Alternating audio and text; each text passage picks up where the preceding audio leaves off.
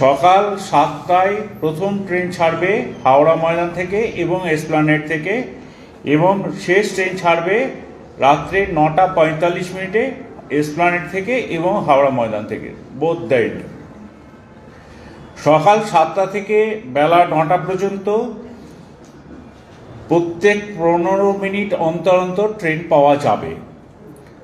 9টা থেকে বেলা 11টা পর্যন্ত, যেটাকে আমরা পিক সময় মনে করছি, সেখানে 12 মিনিট অন্তর অন্তর ট্রেন, ফ্রিকোয়েন্সি ইজ 12 মিনিট। 11টা থেকে বিকেল 5টা পর্যন্ত 15 মিনিট অন্তর অন্তর ট্রেন। বিকেল 5টা থেকে রাত্রি 8টা পর্যন্ত 12 মিনিট অন্তর অন্তর ট্রেন, এবং রাত্রি 8টা থেকে রাত্রি 9:45 পর্যন্ত 15 মিনিট অন্তর অন্তর ট্রেন।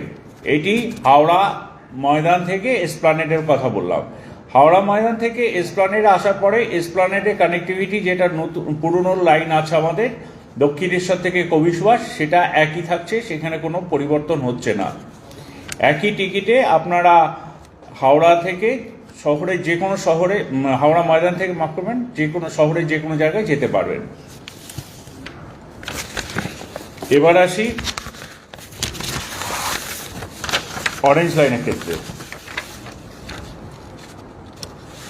অরেঞ্জ লাইনের ট্রেন চলাচল মানে কবি সুভাষ থেকে রুবি পর্যন্ত, যেটা হেমন্ত মুখার্জি বলে, সেই দিন 15 তারিখ থেকে ট্রেন চলাচল শুরু করবে।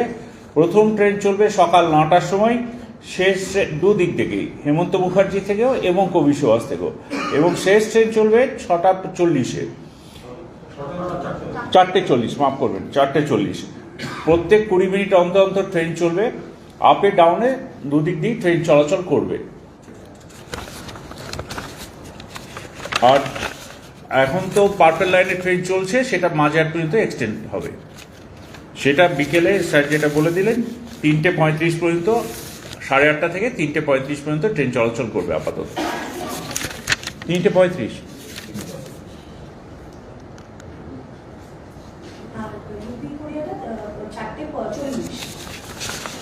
4:40, ঠিক আছে।